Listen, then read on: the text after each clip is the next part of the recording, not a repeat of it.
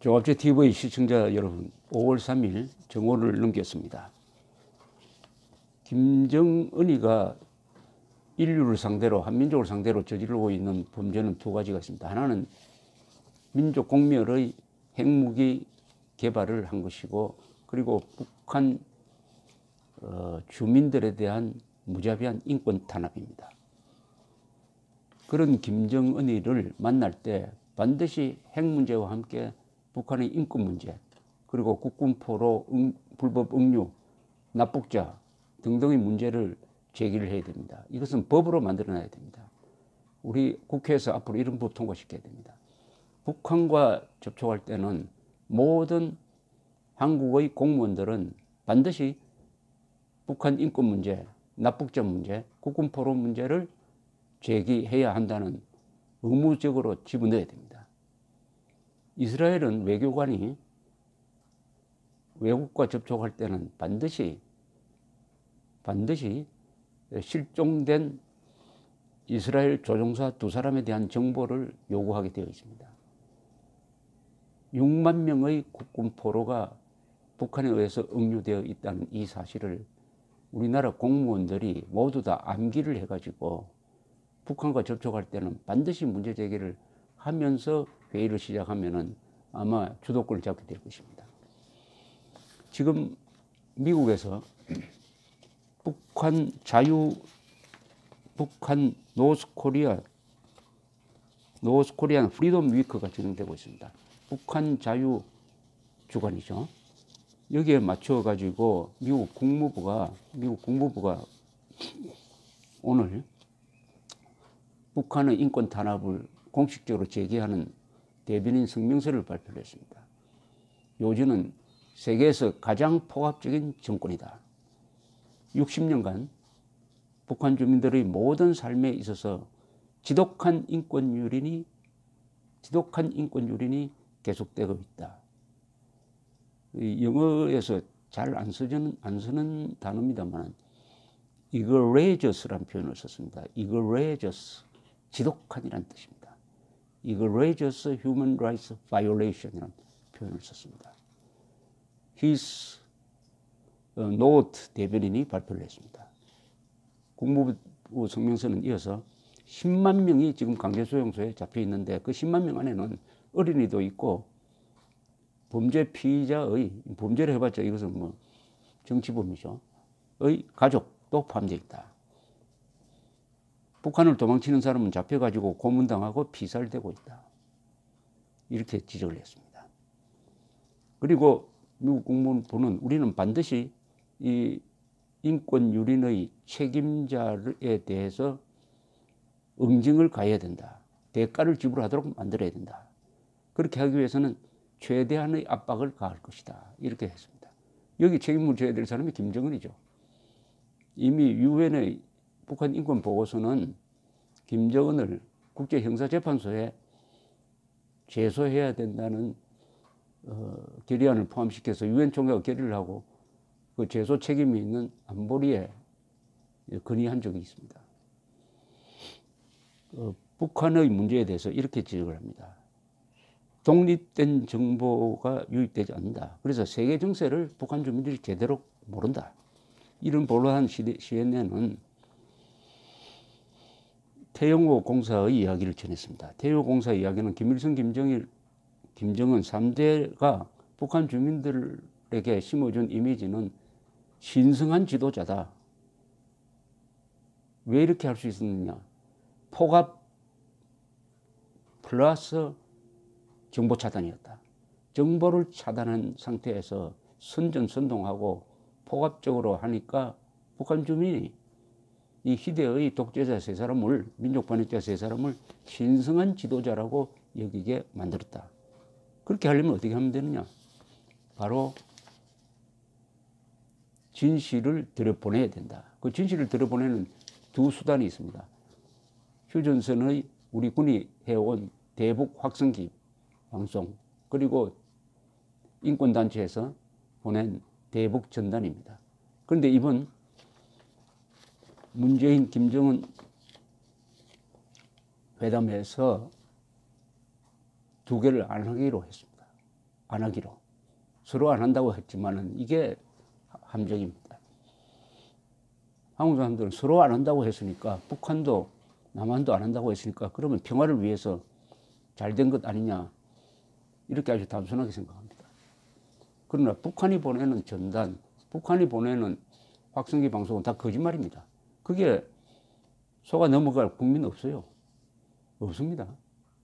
그건 하나만 합니다. 그러나 우리가 보내는 전단과 대북 방송은 진실입니다.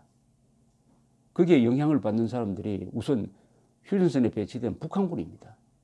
70만입니다. 이 사람들한테 외부의 정보를 알려주는 것, 그것이 북한을 변화시키고 통일로 가는 길이고 북한 주민들의 인권을 향상시키는 길이라는 것은 명백합니다. 그것을 안 하겠다 하는 것은 진실과 거짓말을 서로 맞바꾼 겁니다. 진실과 거짓말을 같은 값으로 쳐가지고 맞바꾼 것입니다. 더구나 우리 군대가, 이것은 우리 군이 타도해야 할 적에 대해서, 북한 노동당 정권에 대해서 서비스를 해준 겁니다. 서비스. 김정은이 한 사람을 위한 서비스입니다. 김정은이가 가장 싫어하는 두 개를 우리 국군이 없애버렸습니다. 없애주었습니다. 국군이 지금 남북회담에 아무런 역할을 하지 못하고 있습니다. 남북회담은 거의 모든 것이 군사 문제입니다. 그런데도 국방부는 심부름, 아주 굴욕적인 심부름 역할만 하고 있습니다. 천안함 폭침을 지령한 김정은 앞에서 의장대가 경례를 붙이는 이런 모욕적인 것도 불평 없이 하고 있습니다. 그리고 확성기 철거를 무슨 자랑하듯이 하고 있습니다. 이것은 대한민국을 지키기 위해서 목숨을 바친 30만 국군에 대한 모독입니다.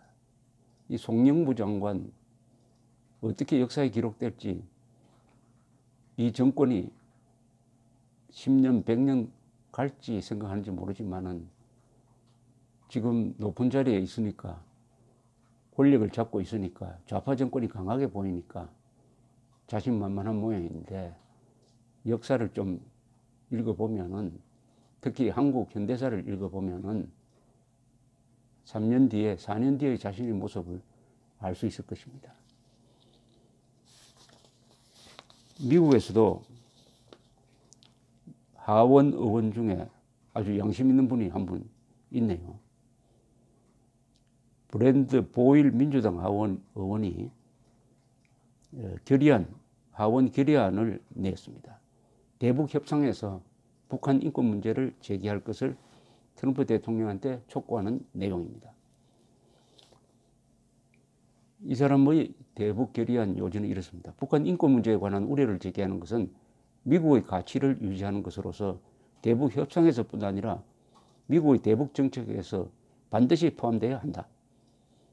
특히 트럼프 대통령이 김정은을 훌륭한 사람, honorable man이라고 말한 것은 미국의 가치에 대한 모욕이다. 이렇게 지적을 하고 있습니다.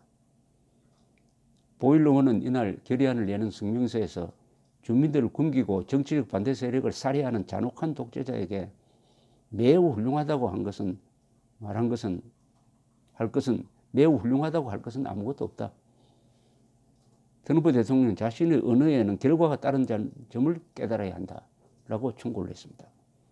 북한과의 평화협상은 중요한 돌파구이지만 이 과정에서 김씨 정권의 잔혹 행위들을 정상화해서는 안 된다.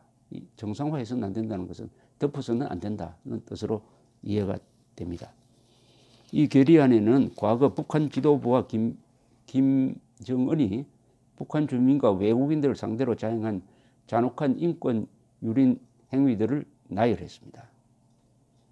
김정은과 북한 지도부가 주민들에게 이루 말할 수 없는 잔혹 행위를 대규모로 범하고 있고 반인류 범죄에 해당하는 광범위하고 구조적이며 끔찍한 유린 행위를 저질렀다는 북한 인권조사위원회 보고서 내용도 인용을 했습니다. 아울러 유엔 북한 인권조사위원장은 이런 잔혹 행위들이 2차 세계대전 당시 독일 나치가 저지른 범죄와 놀랍게도 유사하다고 표현했다는 사실을 인용을 하면서 김정은에게 책임이 있다는 서한이 위원회 보고서에도 포함되었다는 점을 이 하원 의원이 재인용을 했습니다. 그러면서 김정은은 상당한 국가 예산을 사치품 구매와 수입 그리고 핵을 포함한 군사 프로그램 자금으로 전용하고 있다. 그런데 북한 주민들은 고통에 시달리고 있다. 이런 점을 지적을 했으니까 이제는 핵 문제 플러스 북한 인권 탄압 문제를 정식으로 제기할 때입니다. 이것은 정부에 맡겨놓아서는 안 되고 우리 국민들이 해야 될 문제입니다. 국민들이 북한 주민은 동포입니다. 저들의 이야기대로 우리 민족끼리 통일한다고 했을 때 그 우리 민족끼리는 북한 노동당 정권과 김정은을 배제한 자유로운 세상을 갈망하는 남북한의 한민족끼리 통일해야 되죠. 거기서는 김정은을 빼줘야죠. 김정은을 우리 민족 안에 포함시키면은 안 되죠. 민족 말살자를 어떻게 민족이란 이름으로 덮을 수가 있겠습니까? 그래도 세계에는 양심 있는 몇 사람이 아직 살아있는데 지금 a few good men입니다.